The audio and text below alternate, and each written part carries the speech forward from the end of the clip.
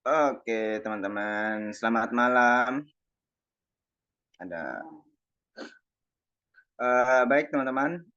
Saya ucapkan terima kasih atas kehadirannya dan kesempatannya meluangkan waktu untuk mereview atau eh, menganalisis temuan kita, yaitu eh, review film Penyalin Cahaya, yang dimana itu matkulnya kajian film. Oke, teman-teman, tanpa berlama-lama, kita masuk ke pemaparan materi atau hasil temuannya kita, yaitu akan diawali oleh eh, Ibra, selanjutnya Panut, Raka, Gilang, dan saya. Oke. Kepada Ibra, dipersilakan Ibra. Oke, saya akan menjelaskan slide pertama yaitu sinopsis film dari Penyalin Cahaya. Sinopsisnya itu ada seorang mahasiswi bernama Suryani yang baru saja masuk mendapatkan beasiswa. Terus dia diajak ke pesta bersama teman-temannya untuk merayakannya itu. Dan dia berhasil mengikuti apa namanya? Organisasi gitu, organisasi seni teater. Terus mereka pun merayakannya bersama-sama di rumahnya sang si si Rama, si Rama. Terus di situ apa kejanggalan pun terjadi. Si si Suryani ini mencoba disuruh teman-temannya untuk meminum-minum minuman keras itu kayak alkohol gitu-gitu. Nah, di situ si Suryani itu awalnya nggak mau, tapi dia dipaksa sama teman-temannya, lalu dia pun meminum, akhirnya dia pun apa tak sadarkan diri. Nah, itu saja sinopsis filmnya.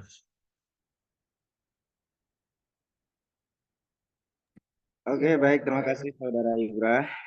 Untuk selanjutnya dilanjutkan oleh Saudara Panut, Budi Dermawan.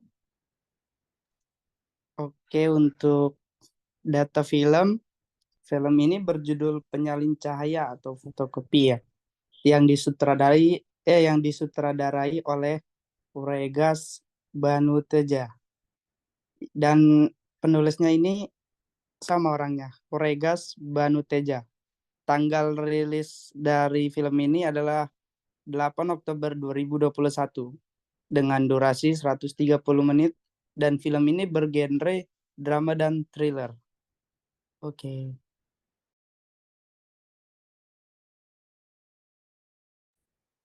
Oke, terima kasih Saudara Panut. Untuk slide selanjutnya akan dijelaskan oleh Saudara Raka.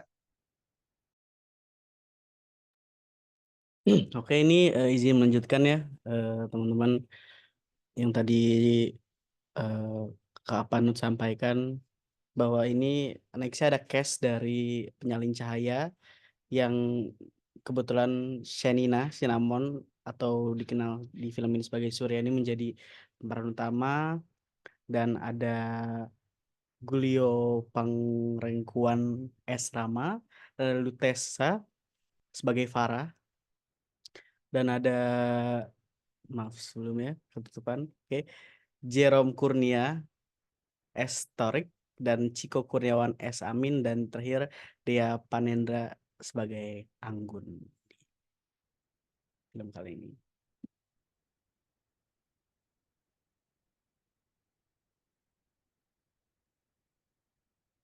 Oke, lanjut untuk alasan kenapa kami memilih film ini dari segi plot kompleks, di mana film ini menawarkan sebuah cerita yang kompleks dengan banyak lapisan dan elemen misteri yang dapat dijelajahi lebih dalam. Jadi menurut ketika kita melihat film ini dari satu sisi, ternyata masih ada sisi lain yang kita eh, belum tahu yang disuguhkan oleh film ini gitu.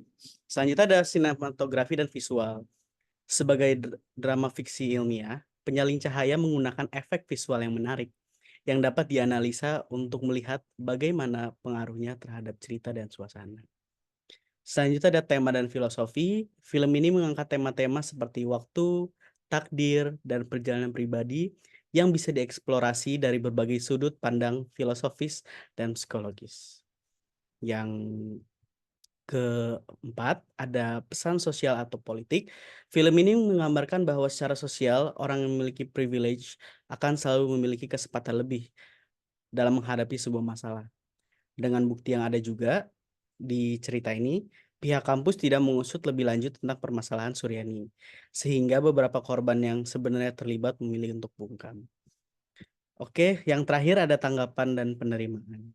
Melihat bagaimana film ini diterima oleh penonton dan kritikus serta responsnya terhadap tema-tema yang diangkat dapat memberikan wawasan yang berharga dalam analisisnya.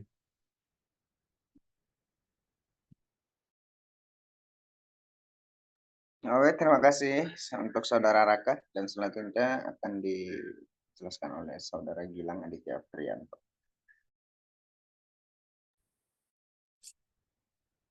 Baik, selanjutnya saya akan memaparkan konsep teori dari film Penyalin Cahaya. Yang pertama adalah victim blaming dan kekerasan seksual. Victim blaming sendiri adalah konsep di mana korban dari suatu tindakan kejahatan ataupun kekerasan disalahkan atas apa yang menimpa mereka. Alih-alih memfokuskan kesalahan pada perilaku, dalam konteks kekerasan seksual ini, victim blaming sering terjadi di mana korban sering dianggap meminta untuk diserang berdasarkan cara berpakaian, berperilaku, atau situasi di sekitar mereka pada saat kejadian.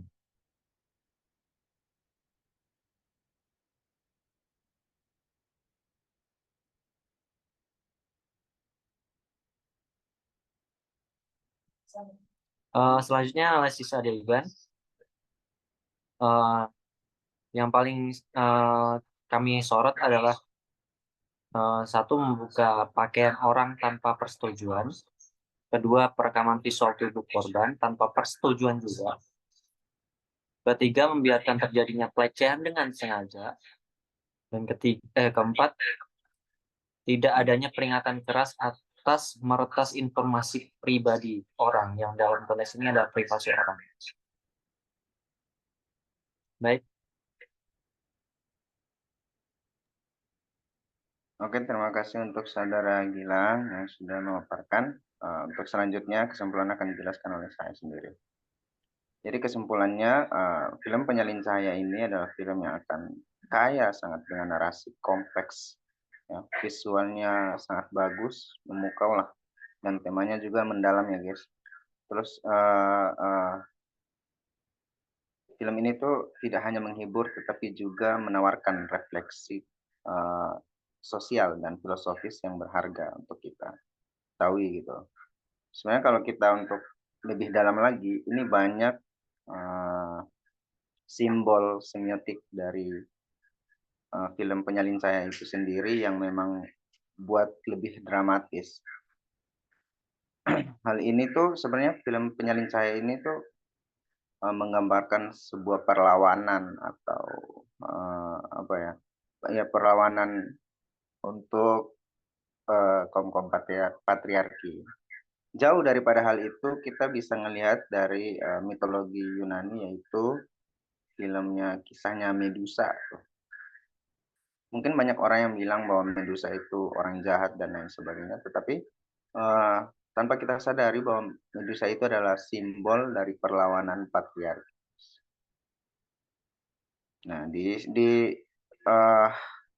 sepanjang film Penyalin Cahaya juga kita bisa melihat atau menemukan fenomena yang namanya fogging. Itu yang melekat di DBD itu, nyamuk demam berdarah. Slogannya tuh 3M. Itu. Ada menguras, menutup, mengubur gitu ya. Nah, slogan itu sebenarnya dapat kita artikan untuk atau kita analisis lebih jauh di kasus pelecehan seksual yang kerap dimunculkan gitu ya, yang dikubur, yang ditutup, terus menguras emosi korban. Nah, itu kayak gini. Nah, hal itulah yang memang mau dimunculkan dari film ini agar kita bisa merefleksi diri kita gitu.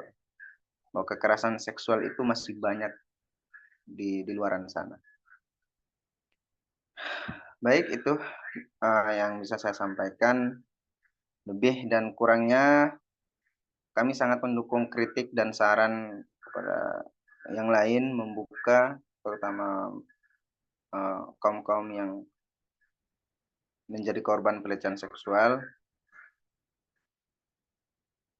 Tidak apa-apa untuk bersuara, jangan takut salah. Banyak yang sayang sama kalian.